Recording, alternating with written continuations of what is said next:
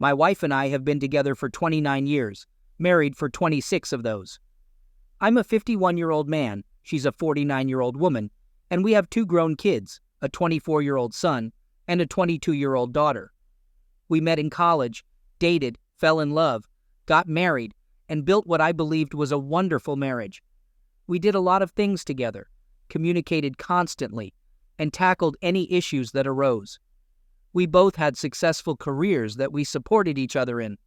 Our love life was great. Maybe not as frequent as when we were younger, but just as passionate. She's in IT, and I own a small landscaping company that employs 75 people, which I started after graduation. She's been working from home a lot since COVID, and we've been discussing me stepping back from the day-to-day operations and her going part-time so we can spend more time together and travel, especially now that the kids are established. Looking back, there were none of the red flags I've read so much about. No strange texting habits, no guarding her phone, no changes in her wardrobe, no unusual behavior, no nights out with colleagues from work. She'd go out, usually with friends or family. The next day, someone would always tell me I should have joined. But I liked her having her own time, and I enjoyed my solitude in my workshop.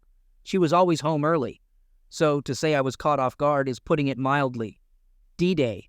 The previous week, I'd planned a surprise weekend at a friend's romantic B&B for our anniversary. It was the winter festival weekend. I left work early to surprise her, telling her to pack for a trip. As I pulled into the driveway, I spotted an unknown car. Immediately, I had a gut feeling. I didn't know why, but I did. I sat there, hoping I was wrong, but my gut said otherwise.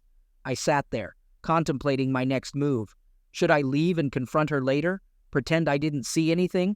I was shaking so much I could barely see. When I face uncomfortable tasks at work, I tell myself to man up and get it over with. Suddenly, my shaking stopped and I felt oddly calm. I had no idea how, because inside I was a wreck. I quietly entered through the back door and my black lab was lying there, looking sad, as if he knew something was off, instead of his usual excited greeting. Gosh, I adore that dog. He stays put as I tiptoe up the stairs.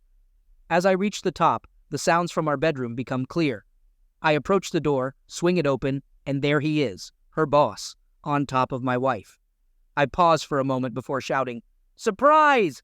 The ensuing chaos would be comical if it weren't so heart-wrenching. He rolls off, attempting to escape the bed, but ends up entangled in the sheets. My wife is repeatedly shrieking, "Oh my God!" while trying to cover herself, but she can't because he's still tangled up. Eventually, he frees himself and starts searching for his clothes, which are on the other side of the bed. It strikes me that they're in the same spot where mine usually land. For some reason, I beat him to them and snatch them up. My wife is sobbing, repeating, "I'm so sorry."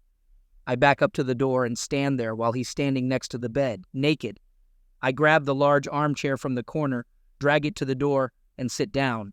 He asks for his clothes, but I refuse and toss him my wife's robe hanging on the door. He starts to approach me.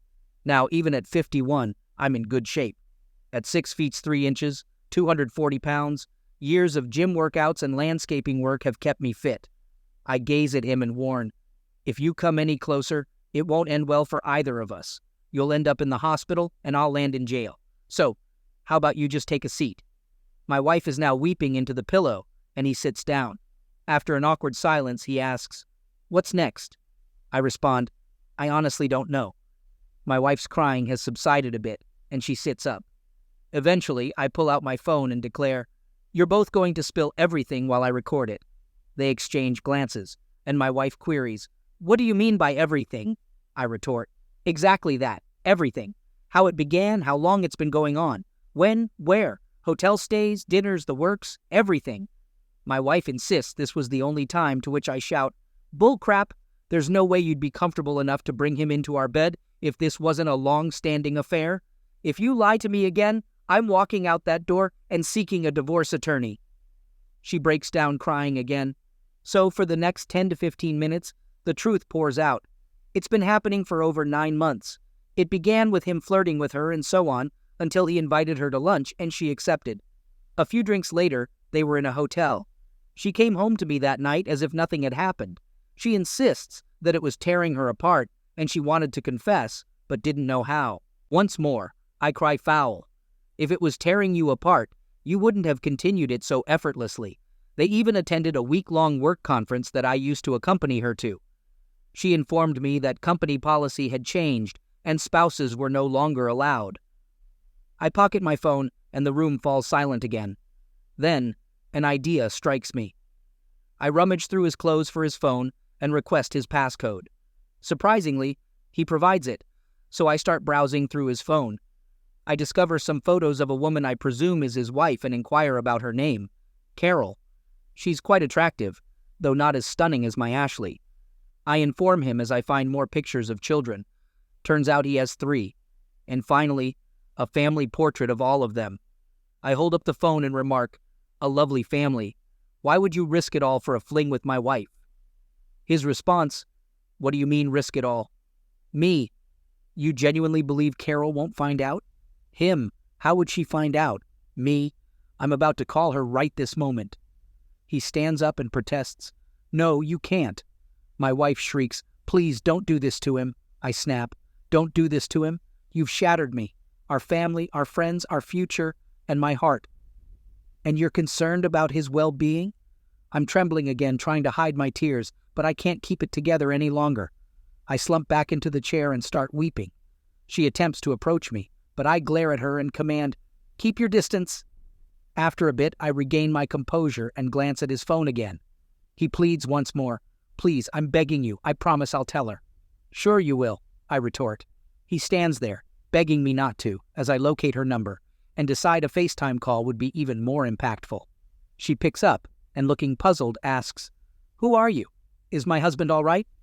He's fine for now, but that's about to change. I switch the camera to show him standing there in my wife's robe. I state, "I believe you're familiar with this man. The room he's in is my bedroom. The floral robe he's sporting belongs to this woman."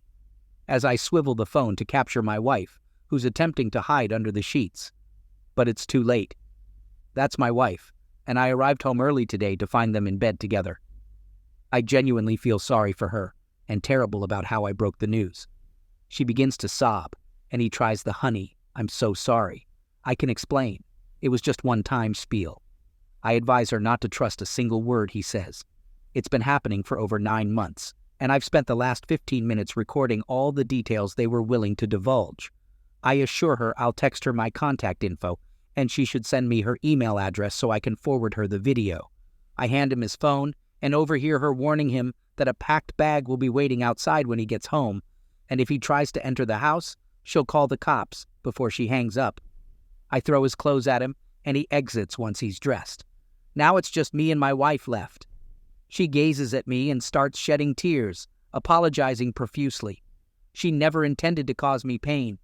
Could I find it in my heart to forgive her? It was meaningless. All the typical cheater's excuses. I stare at her, instruct her to pack her things and get out of my house. I head downstairs and pour myself a drink. I'm sitting on the sofa when she descends the stairs. She begins to approach me and I command, "Just stop." She inquires if we can discuss this, and I respond, "Perhaps, just perhaps, but not now." I inform her it's going to be incredibly difficult to resist seeking a divorce attorney, and she starts weeping again. She looks at me and I can tell an "I love you" is on the tip of her tongue. I interject, "Don't you dare utter those words right now, because I don't think I'll ever trust them again." More tears flow as she turns and exits the door. Seeing her in tears, walking out the door, my entire world leaving, I crumble and collapse on the floor, shaking, crying uncontrollably. I can't tell how much time passed, but eventually I manage to sit up, still shedding tears, and I dial my best friend.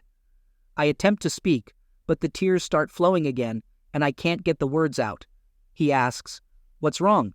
But I can't respond. He asks if I'm at home, and I manage to grunt a "yes," and he assures me he's on his way. Half an hour later, he's in my living room. I'm still in tears. I hand him my phone with the video on display, and he starts to watch. I can't stand to hear it, and go to fix us both a drink.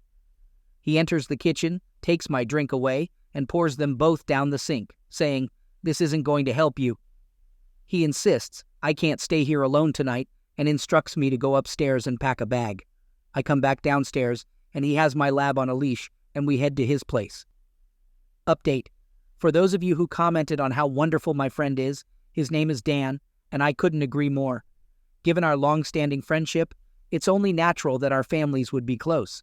Our children are friends, and when they were younger, we used to go on family camping trips together. Over the years, his wife Terry and mine have become close friends, which is relevant to what happened next. As we were driving to his house, I was silent, and Dan was growing increasingly angry. When we arrived at his place, he walked in and asked Terry, "Did you know?" She responded with a confused, "No, what?" He raised his voice and asked again, "Did you know?" I intervened, telling him to calm down and reminding him that this wasn't her fault. He realized he was out of line and apologized to Terry with a hug. Now, utterly bewildered, Terry was handed my phone by Dan, who said, "Show her." I took my dog outside, not wanting to hear it again. When it was over, Terry came outside in tears and gave me a long, comforting hug. She took my hand, and we went back inside. The three of us spent the next hour or so talking and crying and talking, all the while my phone was buzzing nonstop. As you might have guessed, it was my wife. I disregard the calls and erase the texts without even glancing at them. Then, my son rings up. He's curious about what's happening. His mom is at his place with his wife, claiming I kicked her out. I ask him, "Did she tell you why?" He responds, "No." I tell him, "Hand her the phone, she needs to explain." He asks why, and I tell him I'll send him the video if she doesn't, and then I hang up. About 10 minutes later, my son calls back, sobbing. All he can stutter out is a series of WTF. I switch from being upset to being a comforting dad, reassuring him that it's going to be all right and that none of this is his fault. He calms down and checks if I'm okay, to which I respond with a tearful, "Of course not." He finally tells me that his mom will be staying the night and quickly ends the call. My phone rings again. This time it's my daughter. I had forgotten that I asked her to look after the dog while we were supposed to be away for the weekend. She's wondering where Cooper, my lab, is. I tell her plans have changed and we're not going, but she can still stay at the house. Neither of us will be home tonight.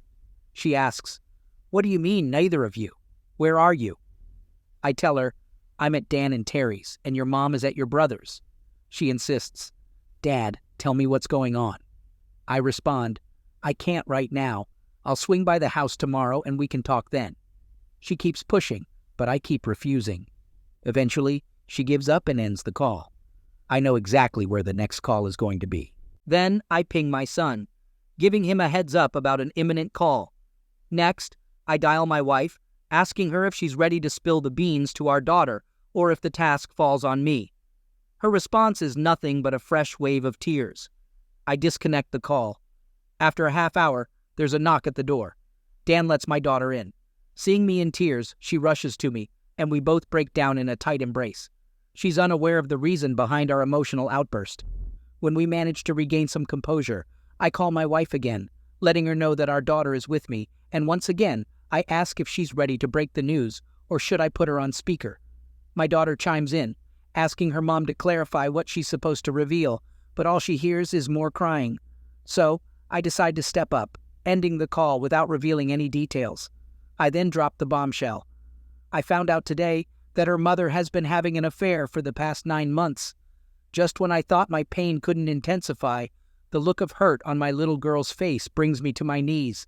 She's shaking, too shocked to even cry. I'm on the floor, a sobbing wreck, immobilized. I feel like I've let her down when she needed me the most. I couldn't even muster the strength to move. Terry, with tears in her eyes, rushes over to comfort her, promising her that things will eventually be okay. Dan is also shedding tears. Like I mentioned, our families are tight-knit. She finally releases this heart-wrenching cry that I know will haunt me forever, even if I live to be a century old. I finally gather myself and go to embrace them both. We all eventually find our way to the couch, lost for words. I ask my daughter if she's going to be all right. She looks at me and says, "Dad, don't fret about me. Are you going to pull through?" I manage to croak out, "I'll cope." She asks if she can take Cooper with her to the house and if her fiancé Tim can come stay there. Naturally, I agree. I'm relieved she won't be alone after she leaves. Terry is livid, saying, "I can't believe she did this," and proceeds to call her every name under the sun. She calms down and grabs her phone, saying she's going to call her, looking at me, expecting me to object. I tell her, go ahead, but put it on speaker. So she calls, exchanging small talk and so on.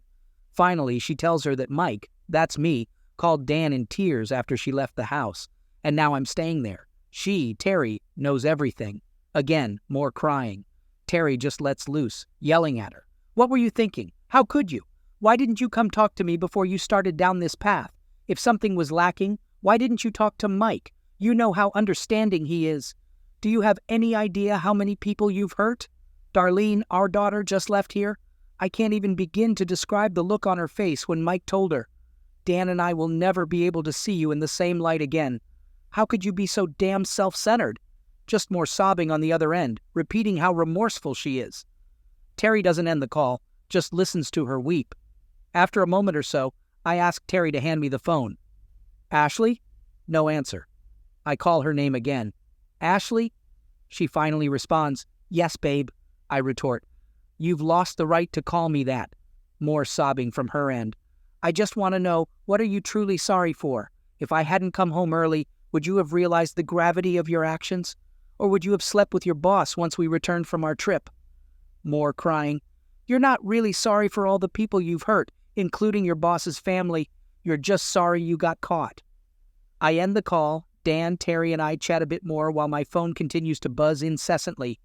I finally attempt to sleep, but to no avail. In the morning, I ask Dan to drive me home, give Terry a hug, and express how much they both mean to me. I tell Dan I plan to head to my cabin for some solitude. He agrees that it's a wise move. As we're driving, I notice that amidst the flurry of notifications on my phone, there's one message from my wife's boss's wife expressing her gratitude for the revelation and providing her email address. I forward the video and offer her the chance to reach out if she needs to unload. It might be beneficial for both of us. I pack up quietly, careful not to disturb Darlene and Tim. As I'm loading up the truck, I pick up a couple of my .22 rifles. Dan questions my actions, and I explain, I usually do some target practice up there. Not this time, he counters, confiscating them. Cooper hops in and off we go. Upon arrival, about 2.5 hours later, I get the place opened up and start a fire in the fireplace. Cooper and I take a stroll in the woods. It's somewhat soothing, but not entirely. My son rings to check up on me, and I inform him of my whereabouts.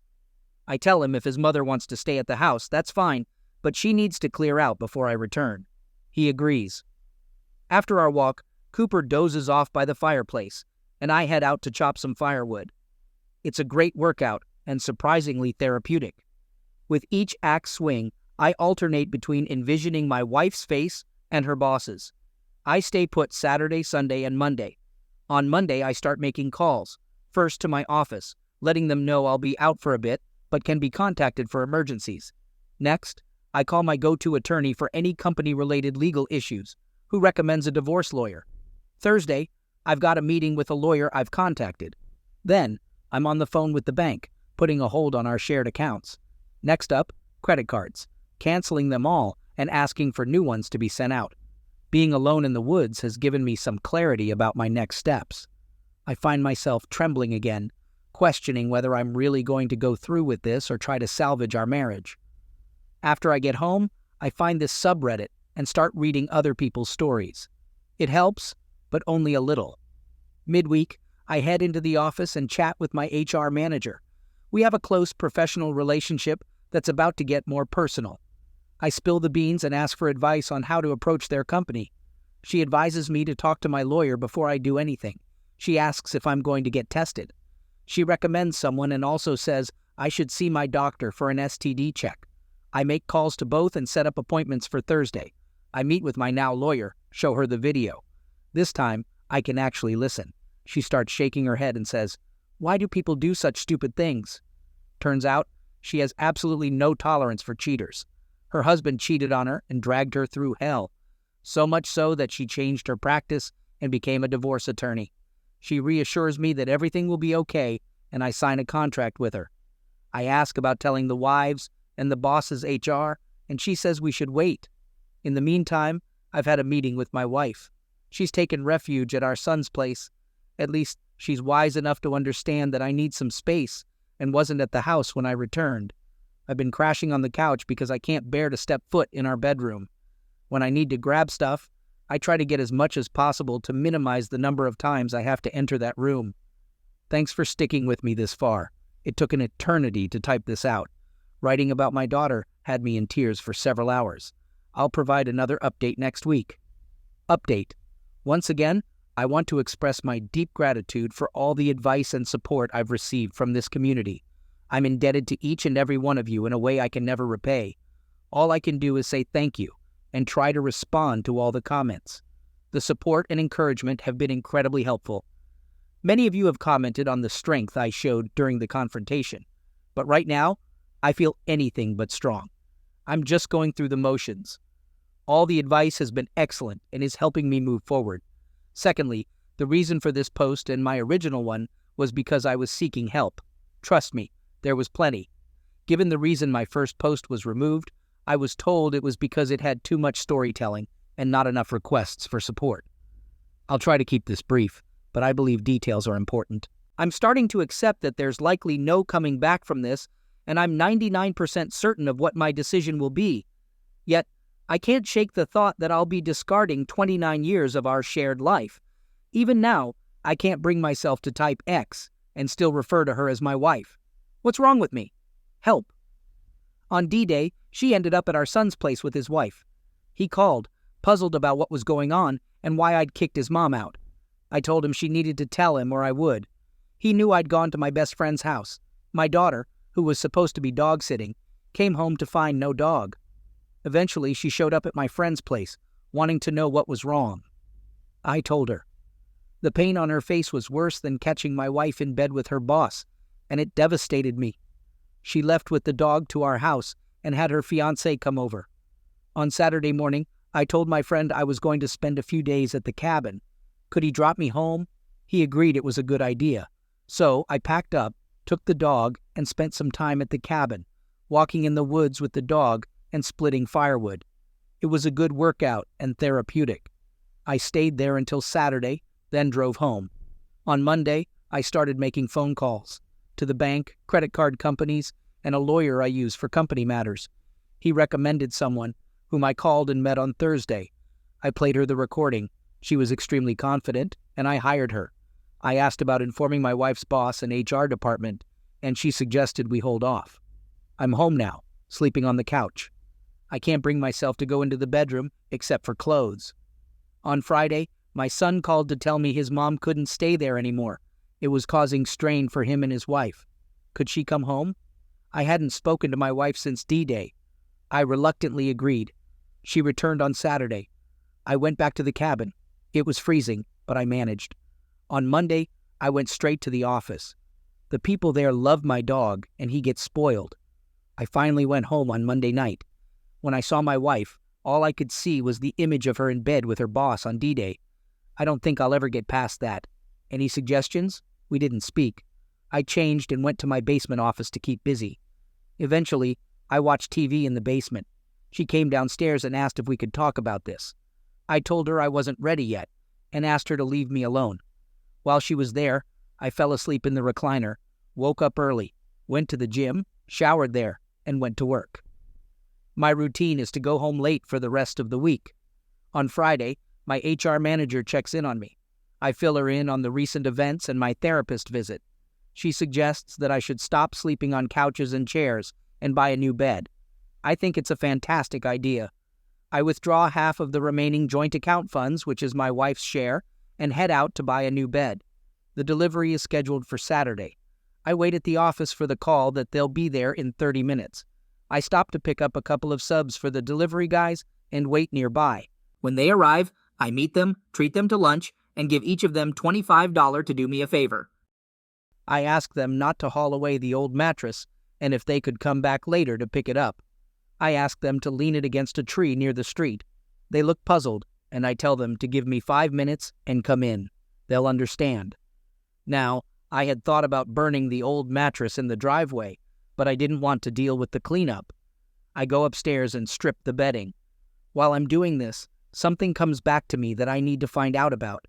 I take a can of Blaze Orange spray paint that we use for marking properties we're working on and spray "Wife cheated on me in our bed" in big letters. The guys come in, and my wife asks what's happening. I tell her I can't sleep in that bed anymore and that she bought me a new one. She seems upset but retreats downstairs. The new bed is set up, and the guys leave the old mattress where I requested. After a while, she informs me that they left the old mattress in the yard and that they'll be back for it. I respond, struggling to keep a straight face. I don't think she's caught on yet, but the entire neighborhood certainly has. Come Valentine's Day, she attempts to be romantic and initiates intimacy. I reject her, stating that I wouldn't take her up on the offer, even if she were the last woman on earth. She retorts, saying that we don't just have sex, we make love, her voice filled with distress. I counter that we haven't made love since she started sleeping with her boss. She looks taken aback. Did she think I'd forget? I'm utterly baffled by her thought process.